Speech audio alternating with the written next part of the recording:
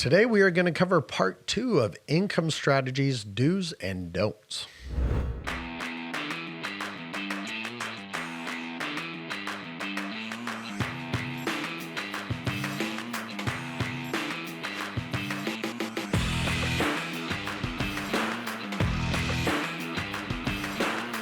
Hey everyone, welcome back to this week's episode. Episode.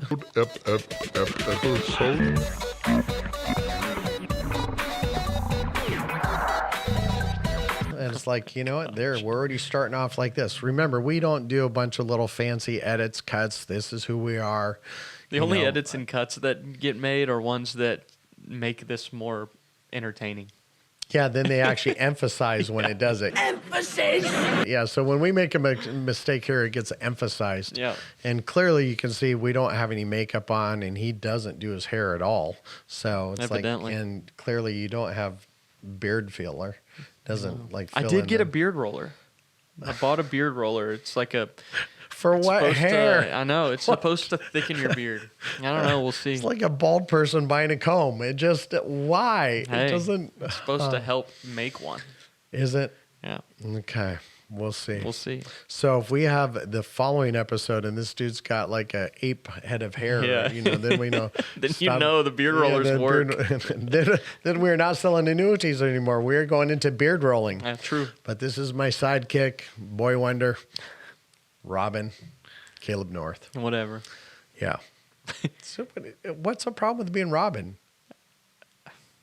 There's a lot of problems being Robin. I was going to say. Even when they did one time where he was kind of cool looking, he was still kind of a doob. Yeah. Okay. Poor little All guy. right. We're going to break down the same He's four the intern of income Batman. strategies that we talked about last week. We're going to have some guy who's a diehard Robin guy just hating on us. No, It's they're like, they're gonna love me. Okay. So we're talking the four same strategies that we talked about last week: Yep. Annuitization, RMDs, penalty-free withdrawals, and income riders. We're going to talk about when they apply and some other alternatives. We already talked about when they apply. There's only one that applies when we're talking true income without loss of everything. That's true. Yeah. That's true. When you want to maintain control, you want to maintain benefits, And you find want me to a client generate who income for doesn't life. want to maintain control of their money. I mean, you could say, well, there's surrender charges. Yeah, if the stock market loses 20%, that's a surrender charge too. Well, it's only if you lose money, it's only a paper loss till you get out. Yeah, it's only a paper gain till you get out too. Right. So, Well, now so the first one was annuitization, and I noted that rarely is annuitization the best option. yeah. Right? It's an Generally, option all the time. if they're under the age of 59 and a half, that's usually, there's a 72T, but Right. that's generally the only reason I would ever consider it. What if you have somebody who is single, has no beneficiaries, and needs to try to maximize I would still guaranteed use the income one for we life? have right now. I mean, now, once again, if we're talking back what we had available to us 2004 to 2012, maybe, I mean, man, there's an all right one. I'd say it's 2003 to 2009. Right. Then annuitization definitely was more viable, higher interest rates. But now with the indexed annuities we have right now that have good income riders on them, I just don't see a reason why. And if anybody disagrees with me, please put it in the comments, because I have no problem. This is one of the reasons why I've gotten where I've gotten is because I don't care if someone's been doing this for 20 years or someone did this for a month. Right. I've learned so much from people that are experts and someone that are brand new. I mean, some of the greatest things I've ever learned was from brand new people who didn't know any better. And they said, well, why don't you try it this way? I'm like, that's actually a great idea. So, I'm open to it. Yeah. But with What the if- amount I study products, I'm pretty confident you're not going to. What if you had a client? Well, it wouldn't be your client. You had an individual who purchased an annuity. Their agent sold them an accumulation annuity. In the second contract year, still a very high surrender penalty, they realize I have a dire need for income. And there's hypothetically in this situation, not an income I've product that actually could- done that. I've talked to clients before where I did not sell the annuity. This actually just happened a couple weeks ago, where they had an existing annuity, is a good value, but it was still in a high surrender charge. And I said, "Here's the option you could do here," and they did it. They annuitized. So they annuitized it. Yeah. Yeah. Yeah. Because that one actually only had the option of annuitization. There was no other option. No. Well, and that's the thing with a lot of those. I mean, agents sell accumulation products all the time because they don't do a full fact finder. You call them straight Yep. indexed annuity. I've replaced a few annuities where the reason why we replaced them is because there was a married couple that only had single annuitization as an option. Oh my god. I don't know what the people were thinking, but they got convinced. And I'm going, look how the difference between joint and single was so minuscule, but they still only had the option. There's actually variable annuities that have that. I don't know of any indexed annuities. I could be wrong, but I don't know of any indexed annuities that made you decide right there. Sure.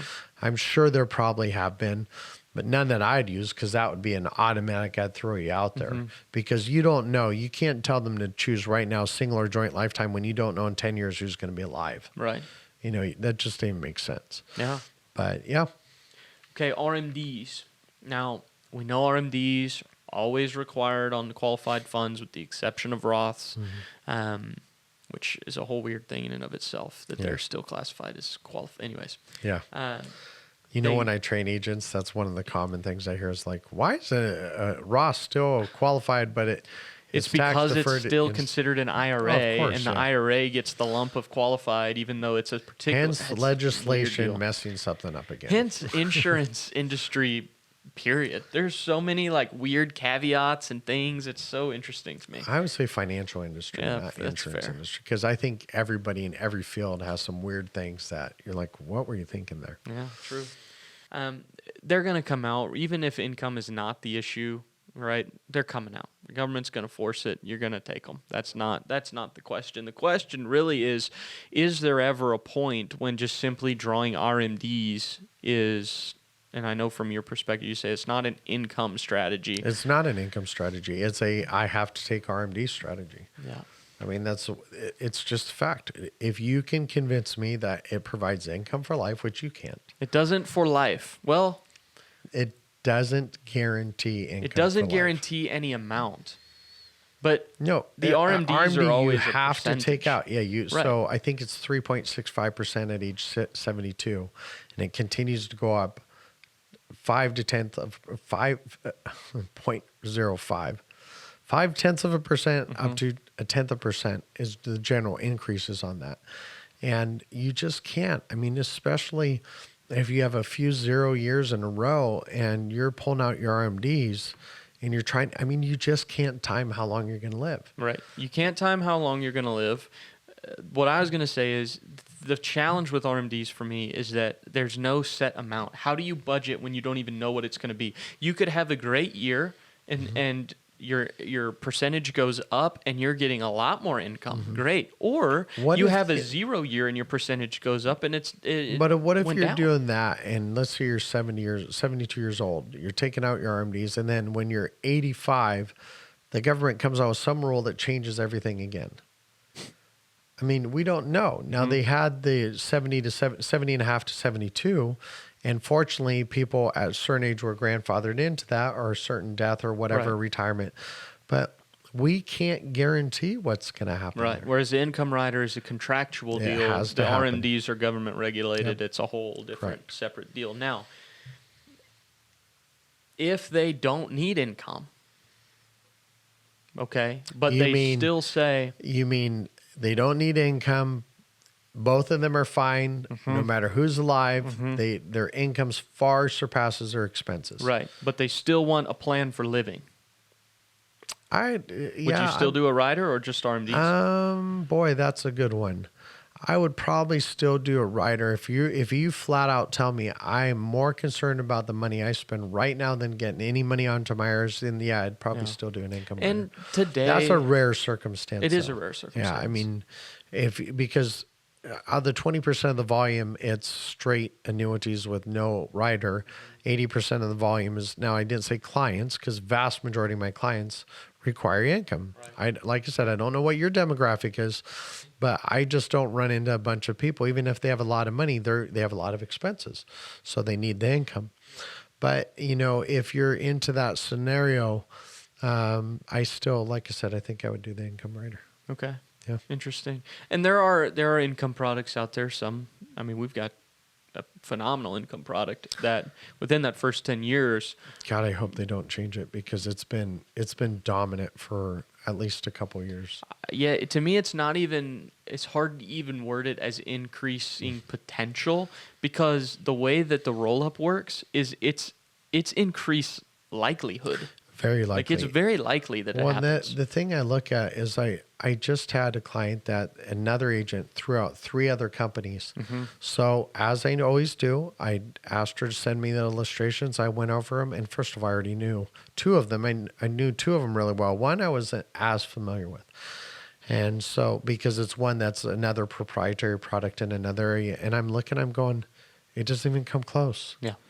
And if there's a product, I hope there's a product that comes out that beats what we're doing right now. That'd be 'Cause great. that means it's even better It's for the even better. client. Yeah.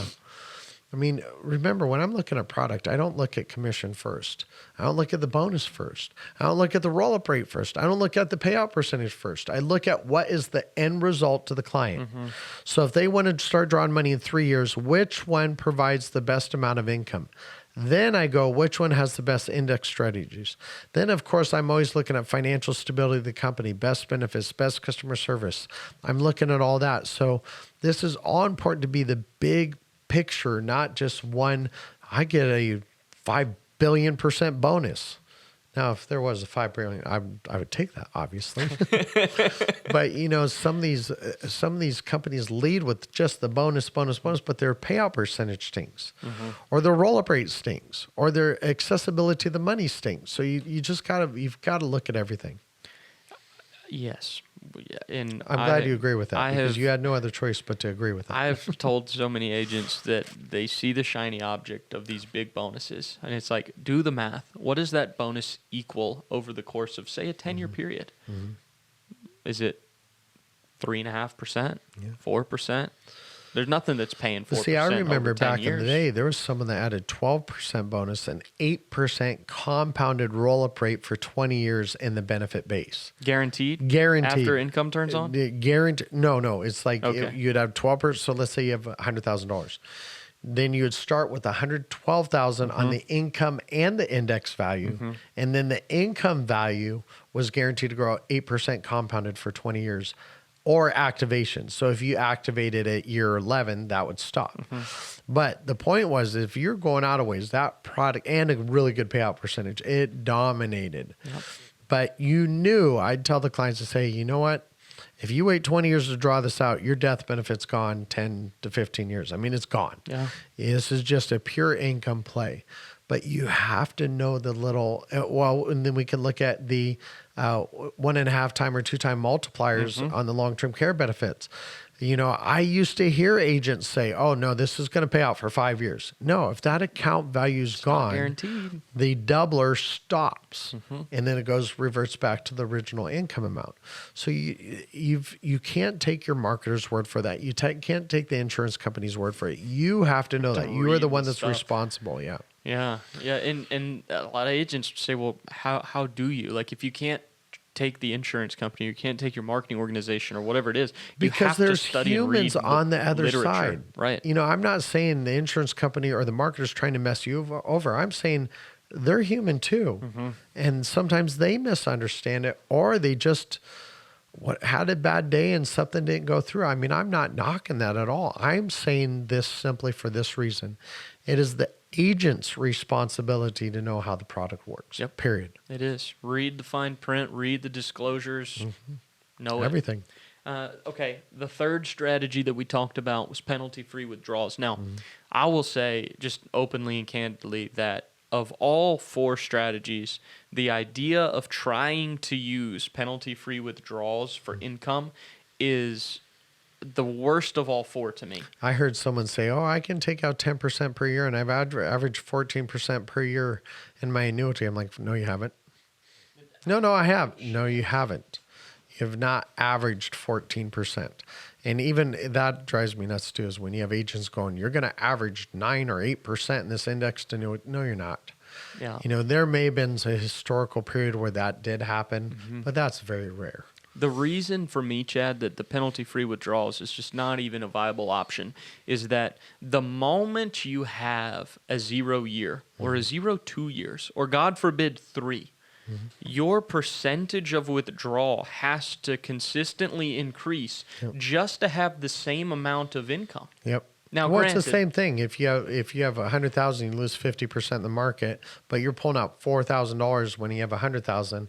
Now it's down to 50,000. You're not pulling out 4% anymore. Right. It's the same concept. And the concept applies too, even to indexing strategies. To me, I talk with agents about this all the time. The idea that if you're going to take withdrawals, whether that be RMDs or income withdrawal or penalty free or whatever it is, you're pulling something out. You want to simultaneously try and credit as frequently as you're drawing, But if you can. we go back to the number one thing. It is not guaranteed income for life. It's that simple. It's not. And that brings us to the fourth one, which is my favorite. Income riders. For the right circumstance. For the right because circumstance. I have no problem going, hey, your income. I love it when that happens. When they say, you know what, we both have pensions. We both have 100% survivorship.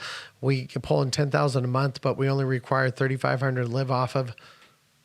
Great. Awesome. That is so good. Yeah, don't need it. My biggest sale ever was a $4 million deal, and they needed no income whatsoever, not even remotely. They had very reasonable expenses for what they had the capability of. They could have easily increased that. They had tons of money in the bank, still another $6 million left over.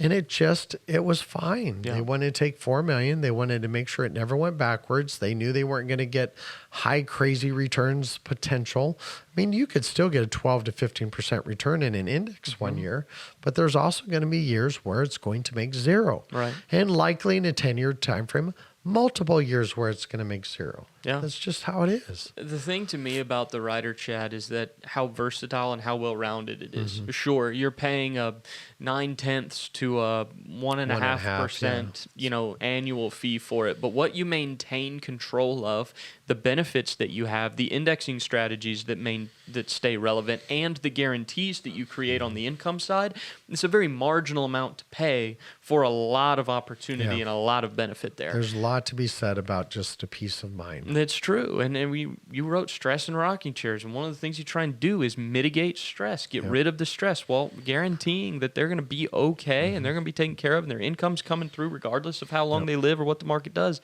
That's what it does. The other thing, real quick, 3 things. If you use a rider, you don't lose the ability to annuitize. If you chose to later, it just becomes irrelevant.